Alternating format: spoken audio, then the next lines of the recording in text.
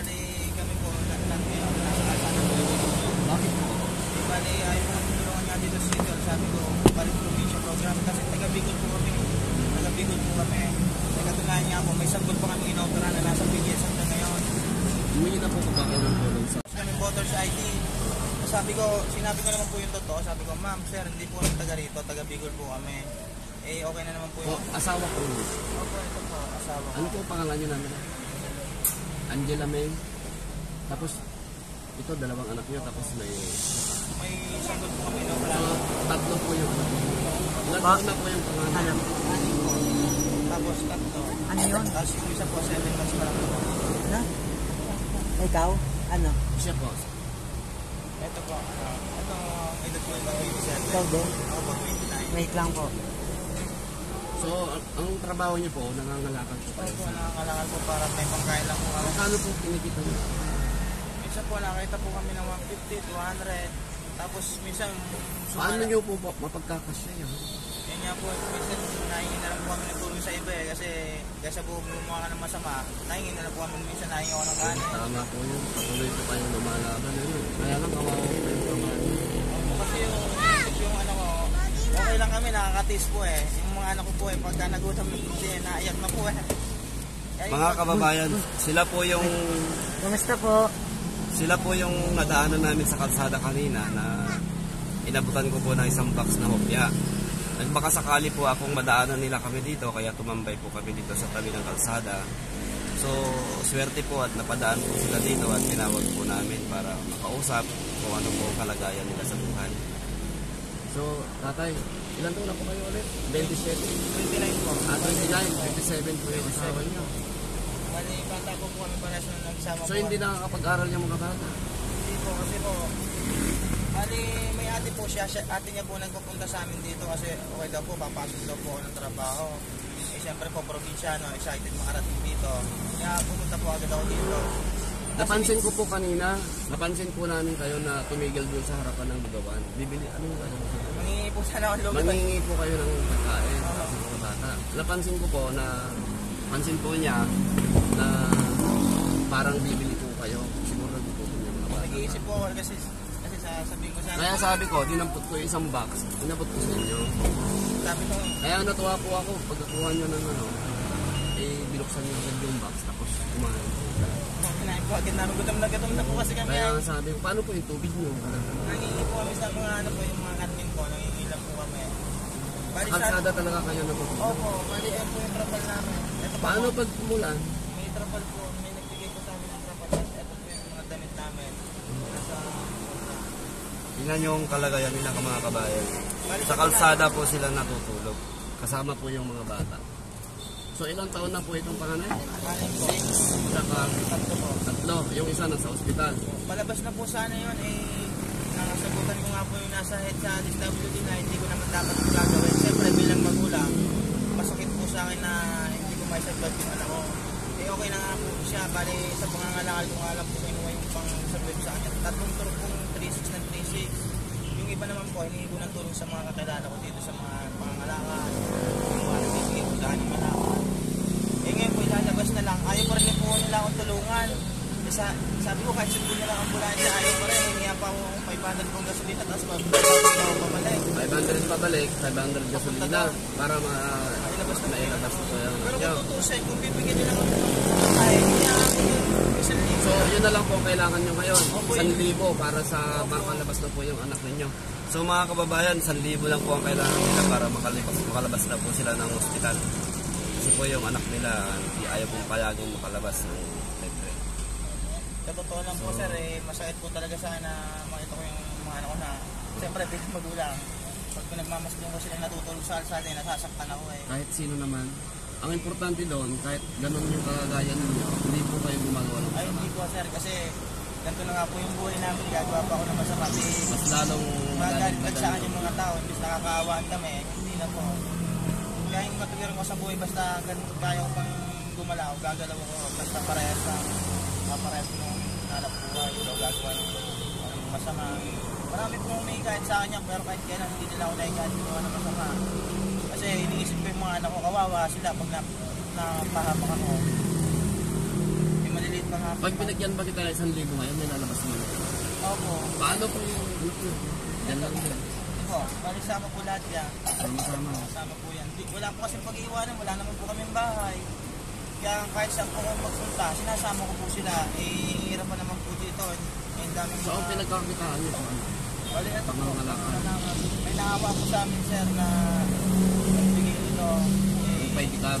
Opo, maraming pasasalamat ko po. Hindi dahil dito, ito yung pamilya ko.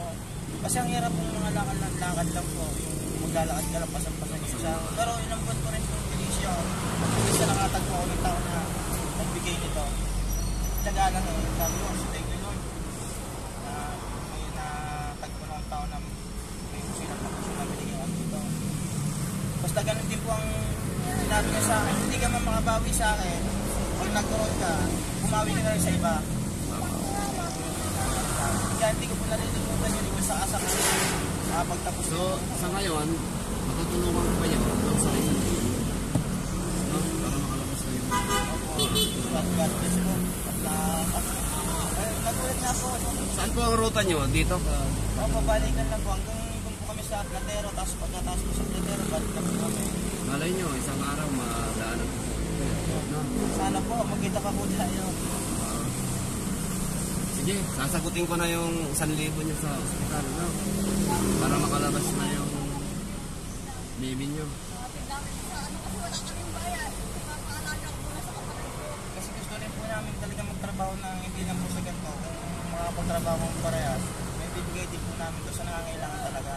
Kasi ito po, yung may-ari po nito, amo niya may kaya sa buhay. Then bago po mamatay yun, biniling sa kanya na ibigay po doon sa nangangailangan talaga. Yan, ginawa niya. So, ito po yung 1,000, 500 sa gas.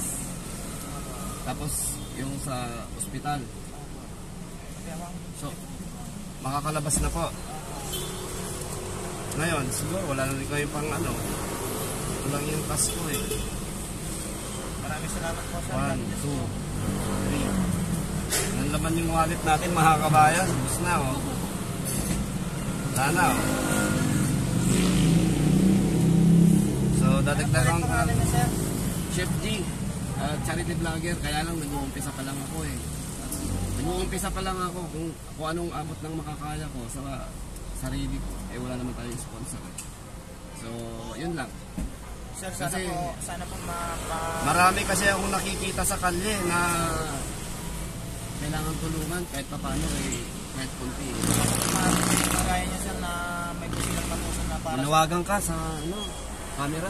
Kung sino naman po yung may busilak na puso dyan ang katulad ni sir, sana po matulungan niyo rin po kami. Hindi naman po yung kalakayan yung hihingi namin, yung sapat lang, mabalik lang po kami sa probinsya namin. Paano ba pamasahin ka probinsya? Bali po kami dalawa, nasa 1.8 po kami dalawa. 1.8? Oo, labas na po yung, hindi po kasama yung uuwi ba kayong probinsya pag may 1.8 kayo? Opo. Kasi hirap po kasi yung may dito, matulog ng mga bata. Pinan nyo yung tsura ng mga anak ko. 1.8, kailangan nyo, makakauwi na kayo. Kawawa yun. Kasi hindi po pwedeng, siyempre yung ibang magulang kasi, hindi naman po sa pagano, hindi ko naman kilala. Yung iba kasi, pag ganito sumusuko na, Yan, magkano yung pera mo? pinapabayaan. Grabe.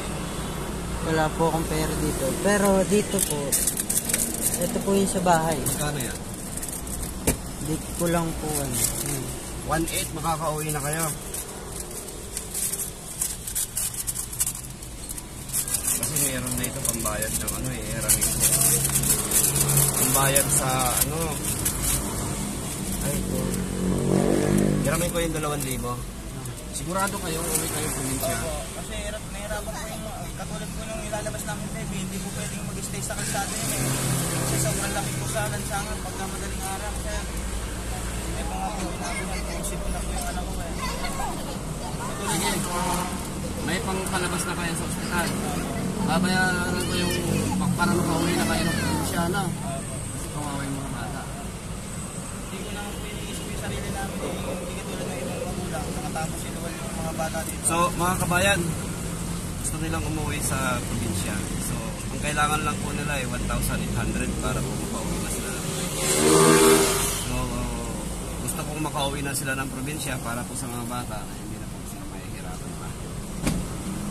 Kasi sa kalsada po sila nandun. So ito, siguradong uuwi kayo. Ito. Pang-uwi nyo. Salamat sir. Thank you very much po. Pang-uwi nyo. So may sobra pa naman 200 dyan. Pwede nyo nung pang-bili ng pagkain. No? Ito kasi pang ano sa wallet pa to eh. Walang laman. Ay, naubos yung uka ng wallet.